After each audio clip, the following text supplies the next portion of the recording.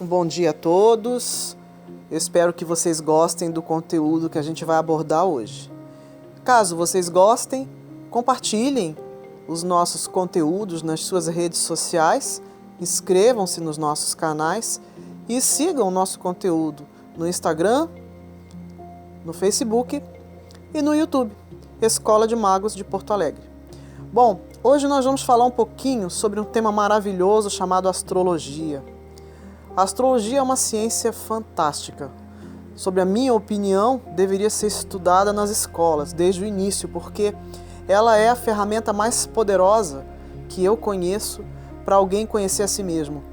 Ela dá condições do indivíduo se tornar completamente independente de dogmas, de rituais externos, de liturgias externas, de formatações dadas por outras pessoas que não o próprio conhecimento. Só que a astrologia, da mesma forma que outras ciências, ela carece de profissionais que sejam imparciais naquilo que estão passando, que estão proferindo. E eu tenho observado em vários momentos pessoas que usam a astrologia como pano de fundo para desenvolver este ou aqueles trabalhos. Não que isso seja errado, mas eu entendo que a astrologia é mais que isso. Não dá para a gente tentar limitar tanto assim uma ciência desse tamanho. Então hoje eu vou falar um pouquinho sobre o uso da astrologia para fins iniciáticos, que é o objetivo da nossa escola. A astrologia aqui, para nós, é usada como o primeiro passo na senda iniciática, ou seja, o ponto a partir do qual você inicia a sua jornada.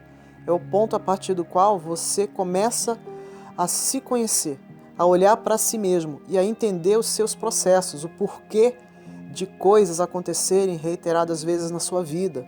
E porque às vezes você tem a sensação de que luta contra alguém, num cabo de guerra, alguém muito mais forte que você. Parece que tudo que você faz não consegue mudar determinado destino na sua vida. Quantas vezes a gente tem essa impressão, né? Parece que é uma luta inglória, é uma luta vencida. Mas na verdade é porque existem vicissitudes que a gente desconhece e a jornada iniciática trata exatamente da compreensão desses processos. A forma como a gente olha para as coisas, a forma como a gente enxerga os acontecimentos e é a forma que vai dar para a gente condições de passar por esses acontecimentos e virar a página, ou seja, resolvê-los. Resolver significa não precisar mais passar por eles. Então, nas nossas páginas, nos nossos veículos, nós temos visto que as pessoas às vezes cobram para a gente publicações regulares sobre o céu do momento, né? Sobre o céu do dia, o céu da semana. O que eu devo fazer com eclipse? O que eu devo fazer com Mercúrio retrógrado, como está nesse momento? O que eu devo fazer quando Júpiter faz trígono não sei com quem? A gente precisa entender o seguinte: a astrologia, ela influencia do plano astral para baixo, no plano das consequências, não no plano das causas. O plano das causas está acima do local onde a astrologia atua, onde os astros, a energia astral atua, influencia na nossa vida. E eles são consequência, tá? Eles são a programação de coisas que você precisa viver, experiências pelas quais você precisa passar. Não é o contrário. A astrologia, ela é a ferramenta que mostra para você o programa que você vai precisar cumprir com eficiência para poder passar de ano, para passar para a próxima etapa, né? Uma etapa mais evoluída e mais difícil, claro. O que acontece é que a gente fica grudado na ideia da infância, do jardim de infância, onde as brincadeiras eram livres, onde existia menos compromisso, onde existia mais leveza e menos responsabilidades. Quando, na verdade, a gente tem que olhar para o adulto que a gente quer ser no futuro. Qual é a profissão que você vai seguir? E eu estou falando isso de forma geral na vida. Então, quando alguém trata a astrologia de forma limitada, ela não deixa que as pessoas que leem aquele artigo entendam que tem muito mais por trás da astrologia do que está sendo passado para elas. É como se a gente escondesse o melhor da festa, sabe? Escondesse a melhor carta na manga. Então, aqui na nossa escola, a gente entende o seguinte: você tem uma configuração astral para esta existência, para esta vida, neste momento, nesse ponto do tempo e espaço. Tá? É aqui que você está vivendo. Você precisa entender por que você está aqui e o que você veio fazer, o que você precisa desenvolver aqui. Isso a sua carta natal ou mapa astral dá para você. Essa configuração está bem clara ali. Quais são as suas virtudes, quais são as suas pedras no caminho, quais são as ferramentas de que você dispõe, onde você vai encontrar mais dificuldade, onde estão suas facilidades. Isso é muito importante porque é o manual de instruções da sua vida, é o seu manual de instruções. Então você não perde tempo com coisas que não vão fazer parte da sua jornada. Se direciona para aquilo onde as suas virtudes vão te dar maiores vantagens, né? E aí o céu do dia, já que a gente leva em consideração o movimento aparente do céu em relação à Terra, né? O céu do dia vai mostrar a evolução dessas condições natais, hoje, nesse momento, para que você consiga saber, por exemplo, que um planeta está em tal situação e isso não favorece determinado tipo de assunto. Mas nós somos magistas. E qual é a diferença do magista para um profano? O magista, ele lê o planeta, a influência astral, a influência divina, a influência sutil que passa para o nosso plano físico através deste planeta.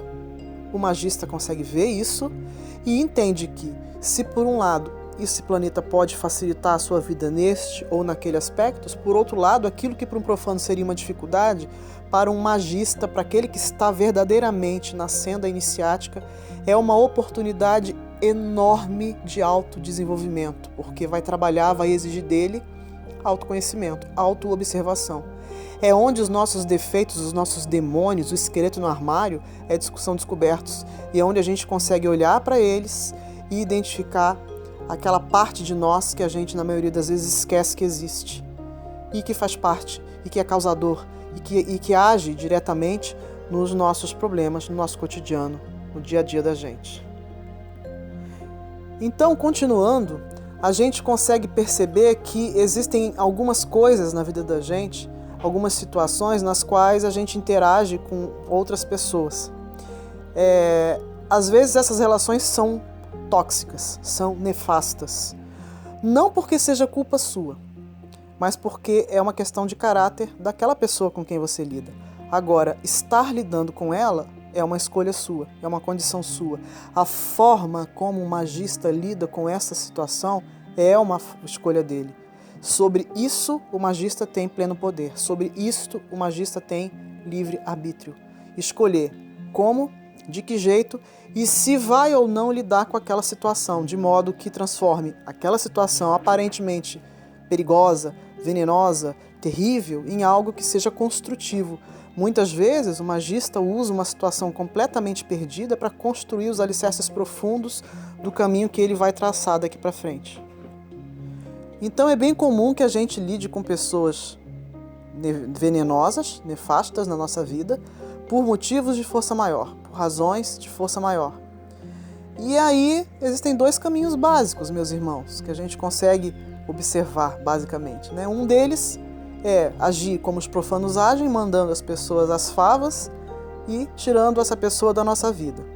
O outro caminho é utilizando essa mesma pessoa como laboratório psicológico para você descobrir onde essa pessoa consegue mostrar que tem falhas no seu trabalho, onde estão os teus pontos fracos, onde estão os pontos que você precisa dar atenção.